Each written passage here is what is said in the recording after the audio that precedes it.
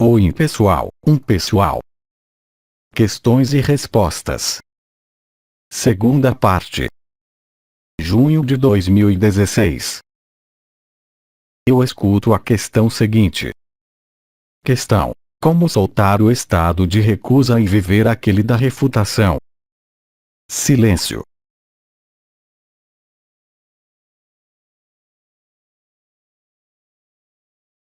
Meu amigo, meu irmão, de qual recusa você fala? De qual refutação você fala? A refutação remete aos ensinamentos de Bidi. A recusa, que eu nomearia, se você prefere, a não aceitação, é ligada, de uma maneira geral, a uma situação de resistência, de rejeição ou de oposição, e, portanto, em definitivo, de confrontação. A refutação nada recusa, ela se contenta em constatar que tudo o que é conhecido não é a verdade. O princípio da refutação não provoca, jamais, oposição, resistência ou contradição. A refutação coloca-o na posição do observador, a recusa mantém você na pessoa. Qualquer que seja a causa dessa recusa, qualquer que seja a reticência exprimida, a recusa não conduzirá, jamais, à refutação. A recusa decorre, diretamente, da noção de escolha. A refutação não implica qualquer escolha, senão a ver o que é, no efêmero, como não eterno. Assim seu corpo, sua consciência atual é perecível, enquanto você não é liberado. Isso se vê quando da encarnação na qual não permanece qualquer memória consciente do que foi vivido no que vocês nomeiam outra vida. Recusar é desviar-se. Refutar é permanecer na mesma posição, sem reverter-se, mas atravessar as coisas. A recusa implica um recuo, a refutação implica um avanço, de qualquer ponto de vista que você se coloque. A recusa é resistência. A refutação é o princípio que pode conduzi-lo, o mais facilmente possível, ao esquecimento de sua história, à transcendência da pessoa que atravessa o que ela considerava como válido até agora, sem qualquer recusa. A recusa é, portanto, oposição e contradição, no interior de si, antes de tudo. A refutação não é, contudo, uma passividade, mas uma maneira de proceder que é profundamente diferente quanto à orientação da energia da própria consciência e de sua visão. A recusa é recusar ver. A refutação é uma visão clara do que se desenrola. Não pode haver confusão nem distorção possível entre a recusa e a refutação. A refutação conduz você à liberdade ou à liberação, a recusa acorrenta-o, sempre mais, no que você quer recusar. Aquilo a que você se opuser vai reforçar-se, inevitavelmente, na pessoa. A refutação nada reforça, ela dissipa as resistências, ela permite atravessar e superar o ponto de vista da pessoa, para colocá-lo ao mais próximo da posição do observador, como lhes disse Bidi. Aquele que observa a cena de teatro que pode, eventualmente, desempenhar um papel na cena, mas que sabe muito bem que ele não é o ator. A recusa é ligada ao ator, porque há uma ação pessoal de oposição. A refutação a nada se opõe, ela faz apenas constatar o que se desenrola na tela da consciência, sem qualquer implicação, sem qualquer laço e, sobretudo, sem recusa. Silêncio.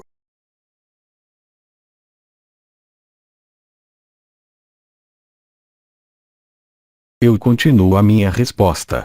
Recusar manterá, interminavelmente, o princípio de dualidade e de oposição. A refutação conduzirá você às portas da unidade e da presença, do si, mas, também, possivelmente, da infinita presença.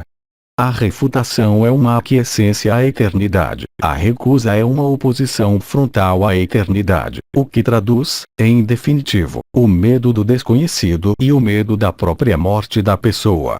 A recusa pertence ao ego. A refutação, mesmo realizada a partir do ego, conduz à diminuição do ego e à transcendência do ego. Silêncio.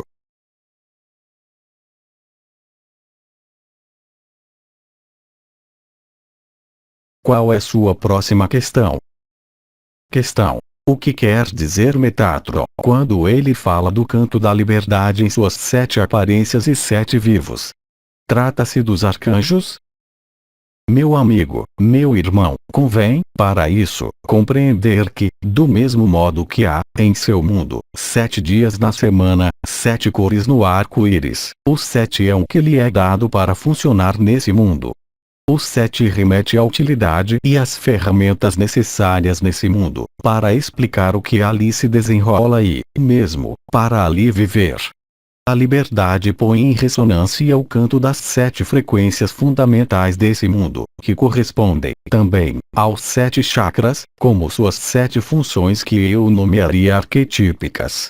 Como você sabe, houve uma passagem do 7 ao 12. O 12 remete à triunidade e ao agenciamento da própria luz, em sua forma adamantina e não vital, que é apenas a luz alterada e desviada. O 12 o faz passar, efetivamente, a uma oitava diferente da manifestação nomeada quinta dimensão, a mínima. Silêncio.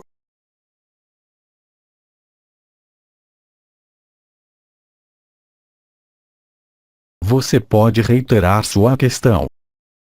Questão: o que quer dizer Metatron quando ele fala do canto da liberdade em suas 7 aparências e 7 vivos? Trata-se dos arcanjos? Há, portanto, uma ressonância comum com os 7 arcanjos do conclave arcangélico, manifestado há vários anos. Obviamente, não existem apenas 7 arcanjos, mas bem mais. Como vocês sabem, e como foi dito, existem 5 outros arcanjos que não tiveram, se posso dizer, uma utilidade no processo de liberação da Terra. Ao chegar ao si, tendo passado, pela primeira vez, a porta estreita do ego ao coração, as 7 aparências, os 7 chakras ou as 7 notas de música vibram, então, apesar da diferença delas, em uníssono, em sua harmônica respectiva de estabilização, de equilíbrio e de emanação. A luz, naquele momento, começa a penetrar a estrutura dos chakras por trás do corpo, e vem transformar o funcionamento das 7 aparências que, você pode imaginar, são ligadas aos 7 corpos. 5 desses corpos estão fechados, 2 desses corpos estão escondidos, até o momento em que a inversão da luz é retificada ao nível da coroa da cabeça. Há, portanto, efetivamente, por raciocínio analógico e vibratório também, uma correspondência entre cada chakra e cada arcanjo, em todo caso, no conclave arcangélico, em sua função de liberação da Terra, tal como foi explicado durante numerosos anos de seu tempo terrestre. Silêncio.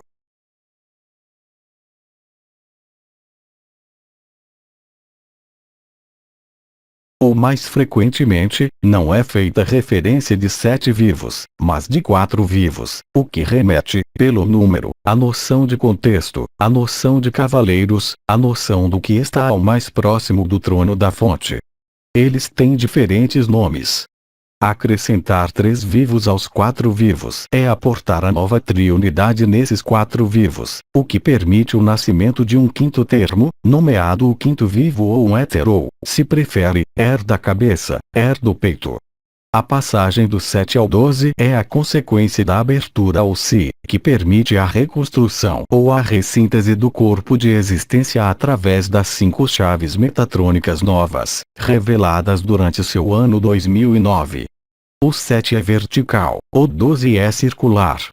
O 7 corresponde a esse mundo em sua manifestação, o 12 corresponde à transcendência desse mundo pela emergência de um novo elemento ou de um novo vivo nomeado éter, que se aproxima do que é nomeado coroamento, chamado, também, Keter, a coroa, portanto, circular. O 7 não pode ser circular, o 12 é. Além do valor do número em sua vibração e em sua origem arquetípica, há, é claro, o 5, que é o agente do movimento de liberação, que permite mudar a polaridade, que permite bascular e reverter a alma atraída para a matéria, para que ela se reverta para o espírito. O 12, além do circular, é o relâmpago, o 7 concerne a transcendência do efêmero pela adição do 5. Silêncio.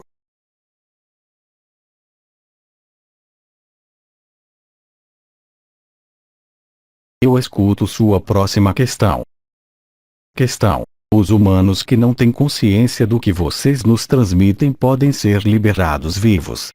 Se sim, porque nós, aqui presentes, não forçosamente liberados vivos temos, mesmo assim, a intuição da veracidade do que vocês nos transmitem.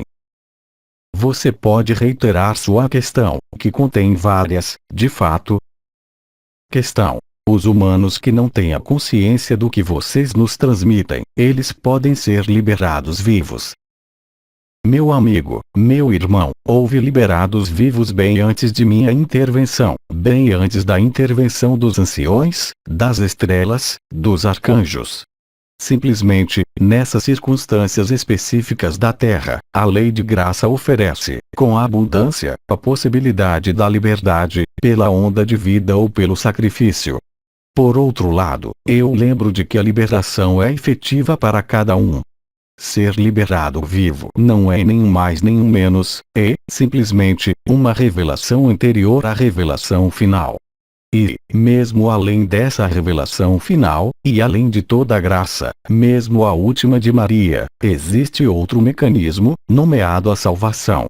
A salvação, isso sem qualquer conotação religiosa no sentido patriarcal, corresponde à redenção, ao salvamento da alma que, in extremis, percebe o que ela é. No pior do sofrimento, no pior da escuridão, a salvação é oferecida a cada um, se há sacrifício naquele momento. A luz não pode, jamais, ir contra a sua liberdade. Se sua liberdade é de permanecer na experiência da matéria, é sua escolha, mas, no momento em que a personalidade apagar-se completamente, para toda a consciência humana da Terra, no momento do que foi nomeada a êxtase, o processo de face a face não poderá deixar qualquer dúvida, qualquer equívoco. Em definitivo, isso significa que aquele que, ainda hoje, está na negação ou, para empregar uma expressão de duas questões anteriores, na recusa, não se esqueça de que, em definitivo, haverá, sempre, aceitação, sobretudo se a pessoa está ausente, ou seja, durante a êxtase que é, de algum modo, um desaparecimento totalmente consciente, que mantém a consciência em face dela mesma e em face da infinita presença. E, ao final dos 3 dias, no que foi nomeado o juramento e a promessa. Há, portanto, uma lógica perfeitamente humana e uma lógica perfeitamente mística no mesmo processo. Qual é a segunda parte da questão? Questão: nós, aqui presentes, não forçosamente todos liberados vivos, porque aceitamos o que vocês nos dizem, ainda que apenas mentalmente, e mesmo se isso para nada serve. Porque nosso mental aceita, enquanto o mental de bilhões de pessoas recusam-no. Porque a luz, mesmo se toma a fonte aparente no exterior de seu coração, está atuante. O mental apenas pode calar-se. Mesmo se isso não seja vivido, a evidência não das palavras, mas a evidência de sua presença para cada um de você, assim como de minha presença permite isso, o que lhes dá, mesmo se haja recusa, a integração dessa luz, que se revelará no momento da êxtase, justamente. Assim, portanto, foi-lhes repetido, desde o ano 2012 até hoje, quando nós lhes dizemos, uns e os outros, para ficarem tranquilos, acolherem a luz, em unidade e em verdade, permite essa alquimia, mesmo se alguns de vocês, tanto aqui como por toda a parte, não tenham a consciência de que existe, ao nível da alma, um processo impulsionado, qualquer que seja a evolução dessa alma. Quer ela permaneça voltada para a matéria, quer ela comece, unicamente, a reverter-se para o espírito ou esteja inteiramente dissolvida, não faz, em definitivo, qualquer diferença. É a linearidade do tempo que insufla, em vocês, a noção de ali terem chegado ou de ali não terem chegado. Mesmo se a alma esteja silenciosa, mesmo se você esteja instalado, de maneira confortável, em sua própria pessoa, a realização e a informação da luz em você é feita, quer você viva a vibração disso, quer você tenha me ouvido, aqui ou alhures, ou que você não tenha, jamais, ouvido falar do que quer que seja concernente a esse processo. Felizes os simples de espírito, porque o reino dos céus a eles pertence. Não é, portanto, necessário nem indispensável viver tudo o que foi desenvolvido durante esses anos. Eu os lembro, simplesmente, de que sua função, além de sua pessoa, foi, até o ano 2011 de seu tempo terrestre, a de ancorar a luz e de semear a luz sem, contudo, tornar-se luz, vocês mesmos. Mesmo aqueles que, entre cada um de você, nada tenham vivido até hoje, presentes aqui, presentes alhures e que não tenham, mesmo, qualquer informação ou qualquer interesse por isso serão tocados, no momento da liberação, do mesmo modo. Simplesmente, as circunstâncias de sua vivência nos eventos da Terra, atualmente, serão profundamente diferentes. Alguns entre você tudo soltaram e nada retém. Alguns entre você, aqui ou alhures, viveram ou se reverteram-se para ele ou desviaram e ali voltaram. Mas ninguém, no momento vindo, poderá dizer que não sabia. A partir do instante em que as trombetas, assim nomeadas, tornarem-se audíveis em todo ponto da Terra e de maneira simultânea, haverá um terror bem compreensível que é, simplesmente, o reflexo de sobrevida e o reflexo de preservação. Vocês nada podem contra esse reflexo de preservação ou de sobrevida, simplesmente, aqueles entre vocês que foram liberados, eu diria, por antecipação, pela onda de vida ou pelo sacrifício, passarão essa etapa com grande facilidade. É o mesmo para qualquer parto de toda a irmã nessa terra. Alguns partos são mais fáceis do que outros, alguns partos podem deixar marcas. Regra geral, qualquer que seja a vivência do parto, o resultado é, ou mais frequentemente, o mesmo: há nascimento ou morte. Nesse caso o que nos interessa, há renascimento e ressurreição. A finalidade é, exatamente, a mesma. É por isso que foi falada e vibrada a noção de liberação coletiva final. É nesse sentido, também, que para nada serve, como eu explicitei, querer tornar-se absoluto ou procurar esse absoluto. Vocês não podem procurá-lo ou buscá-lo. E, nesses tempos atuais, para cada um de você, muito mais sábio, se ou se foi vivido, manter, tanto quanto possível, esse estado interior do si. Na segunda parte da resposta a essa questão, o mental sabe, porque não se trata de crença, trata-se, antes de tudo, de uma vivência, mas se ela não é vivida, a informação luz foi ativada em vocês, em um nível infraconsciente que será, no momento oportuno, reativado, sem qualquer dificuldade, se não são as condições dessa reativação, durante a êxtase, e, sobretudo, no período entre a êxtase e o elemento final. Silêncio.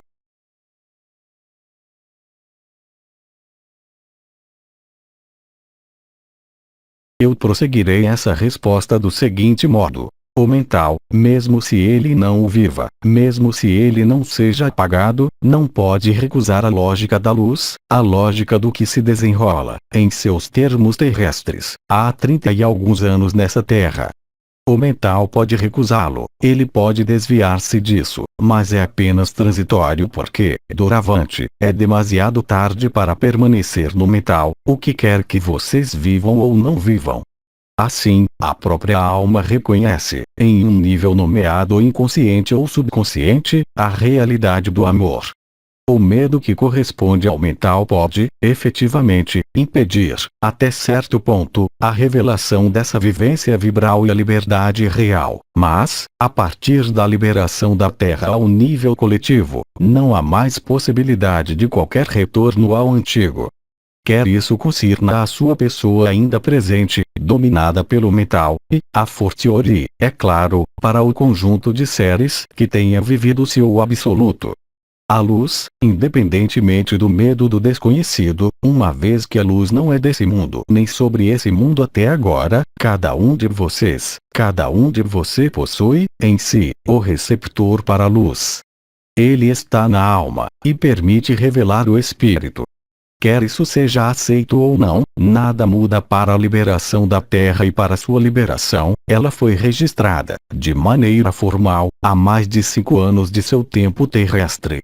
Assim, cabe a cada um de você, onde quer que esteja localizado, esse reconhecimento não pode deixar de ser feito.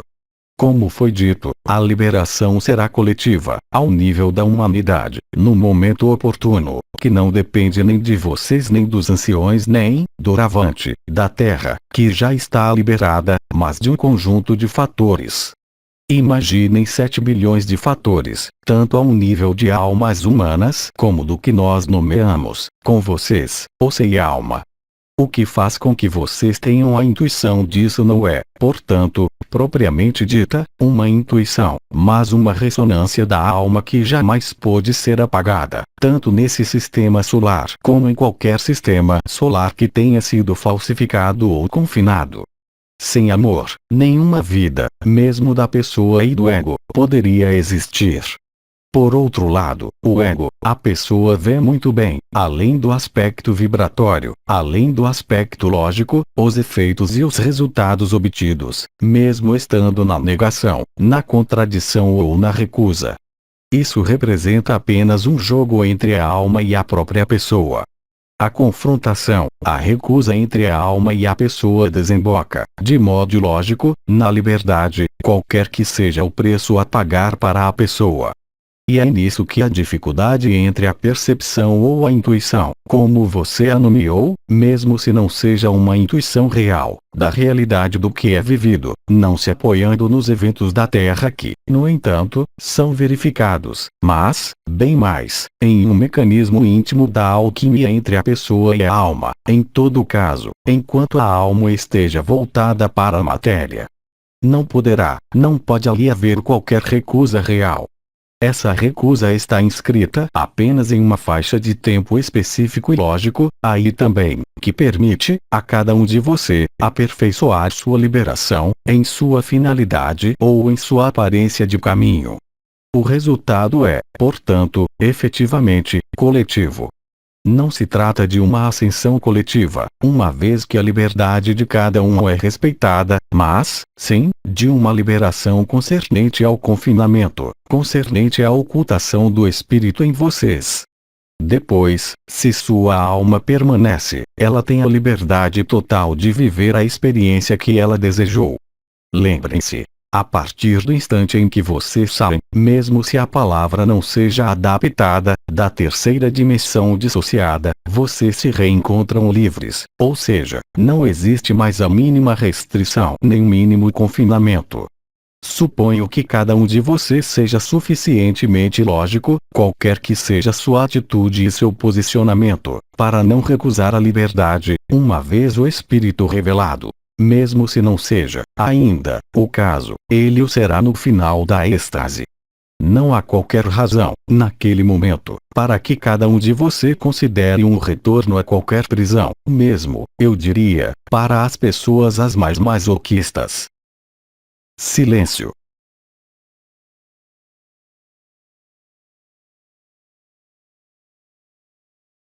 Em resumo, a êxtase, o mecanismo de parada temporária dos mecanismos vitais durante 3 dias e 3 noites, permite a resiliência final, a graça de Maria e, eventualmente, a salvação, não desse corpo, mas da liberdade. Na frase pronunciada por Cristo, aquele que quiser salvar sua vida, perdê-la-á, eu respondo. Felizmente, porque é para esses irmãos que adotariam, de algum modo, essa recusa, que é importante não permanecer em uma estrutura carbonada, para serem, realmente, livres, qualquer que seja a atribuição em um segundo tempo. Eu os lembro de que, na saída dos 132 dias, mais nenhuma vida, no sentido que vocês entendem, existirá nessa terra. A Terra Nova, vocês sabem, de quinta dimensão, já nasceu. Algumas consciências, humanas ou não, ali já estão presentes. Perder seu corpo e perder sua vida querendo salvá-la permite, simplesmente, nessa situação específica de pós-êxtase, fazer de forma a não mais ser sufocado pelo peso do confinamento que, eu os lembro, está inscrito, que vocês queiram ou não, em sua própria estrutura física. Lembrem-se, seu DNA foi rarefeito. Lembrem-se, suas conexões cerebrais foram alteradas. o conjunto de funções fisiológicas de todo o corpo humano foi amputado de seu potencial real.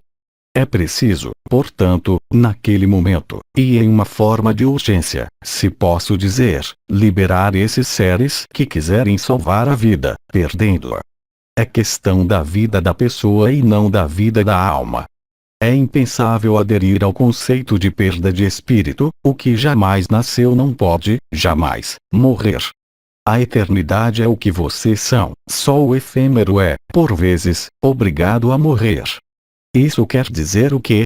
Isso quer dizer que, para alguns e, eu diria, mesmo, grande número de irmãos humanos, o fato de perder a vida, quer seja durante a êxtase ou no pós-êxtase, é um modo mais adequado de serem liberados. A manutenção de uma estrutura carbonada, quer seja nas tribulações da Terra, naquele momento, durante os 132 dias, ou quer seja nos círculos de fogo, nada muda, na finalidade, tudo isso não existirá mais. O percurso aparente e necessário da vida da pessoa encontrar-se-á, muito exatamente, no que é necessário, não para a pessoa, mas para a liberação efetiva, que não depende da pessoa, ainda uma vez. Silêncio.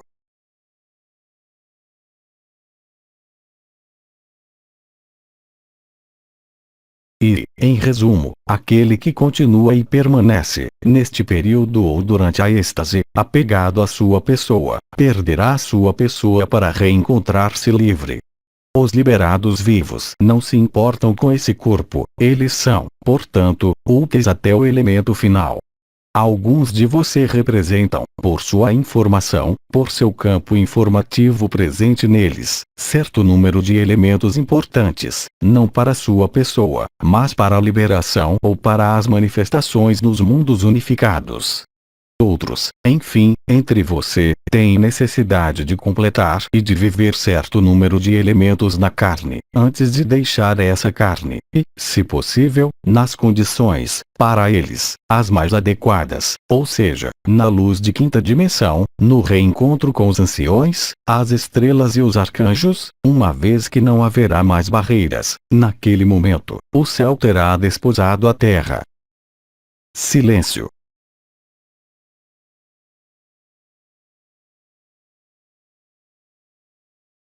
Qual é sua próxima questão? Questão. O comandante dos anciões falou de virtudes e de capacidades espirituais do espírito, ligadas ao despertar de nossa origem. Quais são elas? Essas virtudes, esses potenciais são, muito exatamente, o que havia sido nomeado, há alguns anos, antes da liberação da Terra, processos de comunhão, de fusão e de dissolução da consciência. E, também, o acesso à reminiscência de suas linhagens, à reminiscência de sua origem galáctica e à reminiscência do próprio espírito. Os potenciais espirituais não são destinados à pessoa ou a esse mundo, mesmo se vocês encontrem nisso uma utilidade. Através, efetivamente, de uma nova clarividência é, antes de tudo, a própria consciência que está interessada. A paz, a alegria, o sentimento ou a vivência de ser bem mais do que essa pessoa, bem mais do que esse efêmero que passa de vida em vida torna-se certeza interior devido à lógica da luz, mesmo se vocês não tenham vivido o absoluto. Silêncio.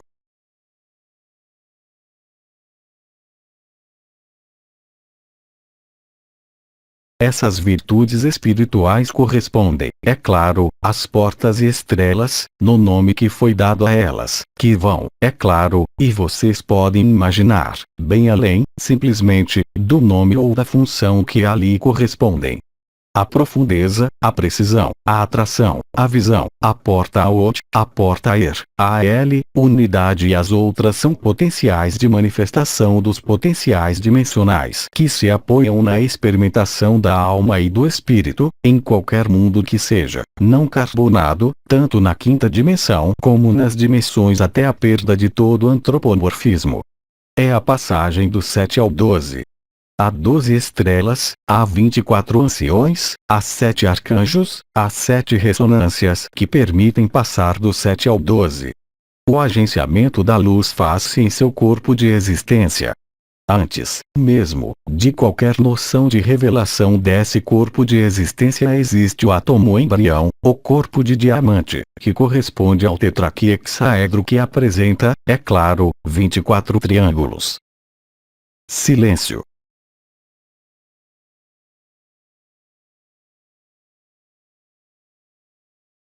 Em minha presença e em sua presença, aqui ou alhures, há aceitação ou pode haver contradição, mas, como eu disse, a alma e o espírito, mesmo não reconhecidos, sabem o que é verdadeiro.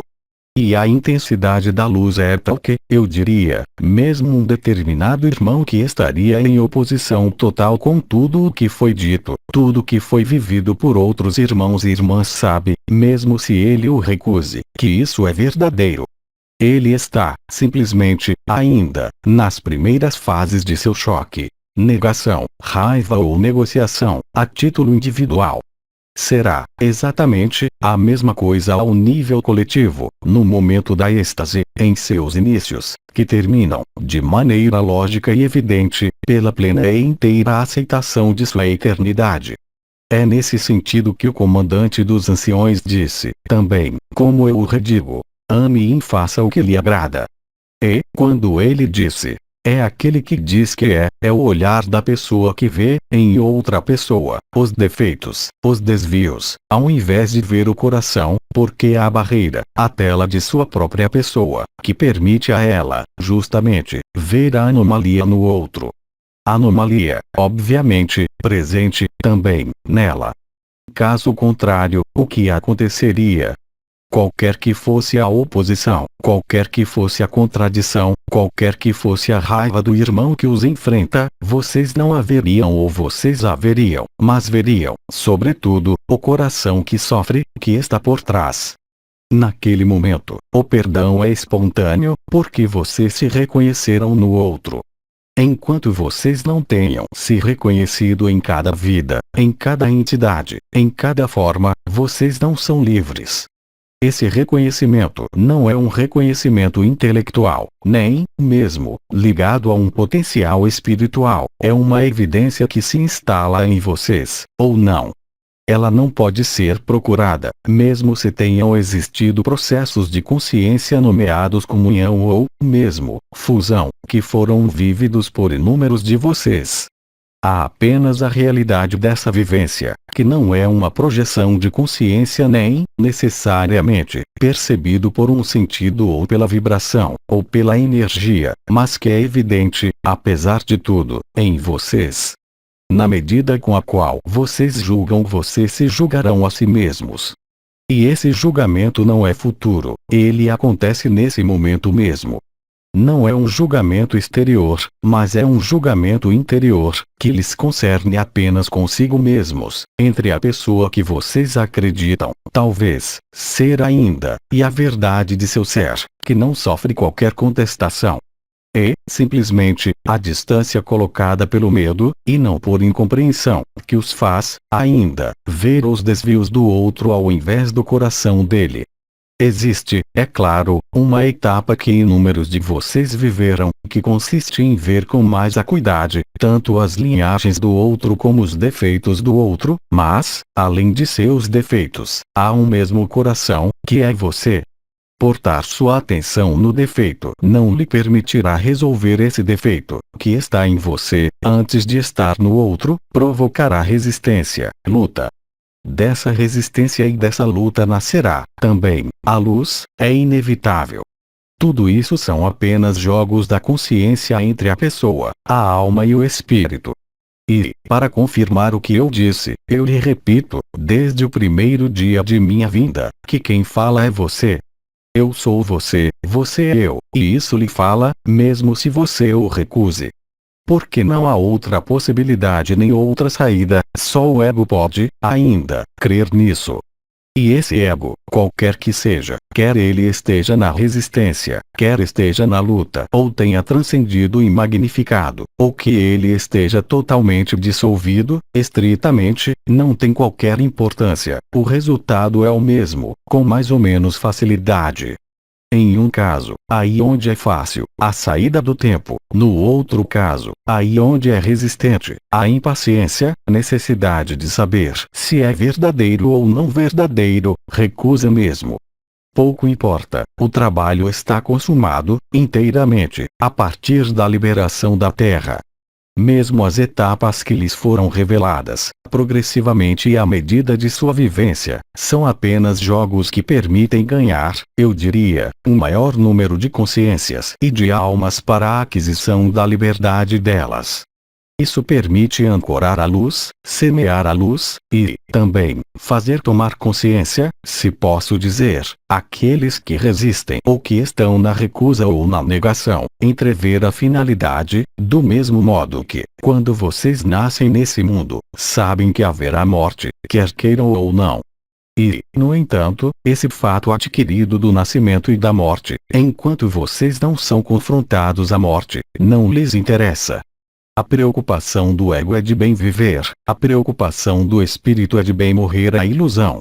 Em um caso, a persistência do tempo, e, portanto, dor ligada a esse tempo, os famosos 132 dias; no outro caso, a êxtase. Mas, em definitivo, todo mundo chega ao mesmo lugar, qualquer que seja sua atribuição vibral, qualquer que seja sua liberdade concebida por sua pessoa, por sua alma ou a liberdade real do espírito. Silêncio.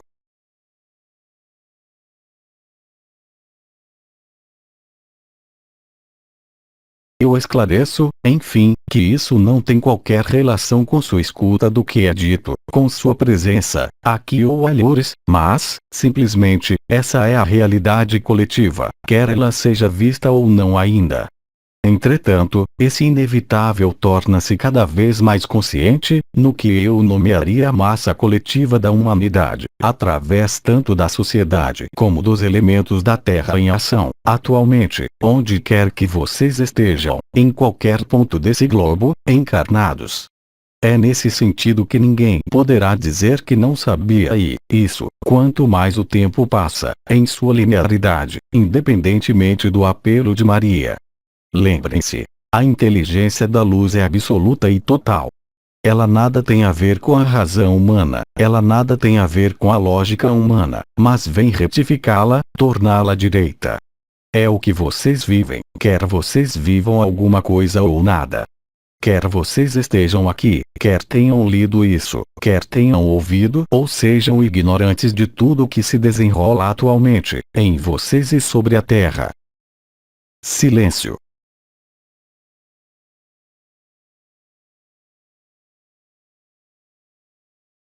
Qual é a questão seguinte? Nós não temos mais questões, nós lhe agradecemos. A cada um de você, eu dirijo a graça, a cada um de você, eu vejo o mesmo coração. E cada um de você eu abençoo, e de cada um de você eu recebo a bênção. Silêncio.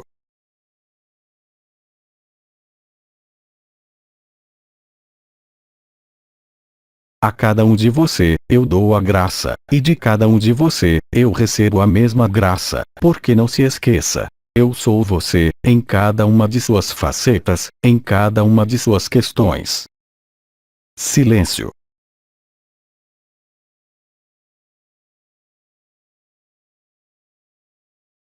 Eu permaneço selado em seu coração.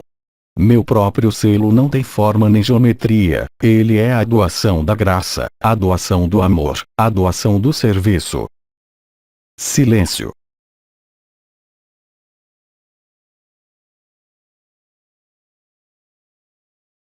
Até sempre, em cada um de você.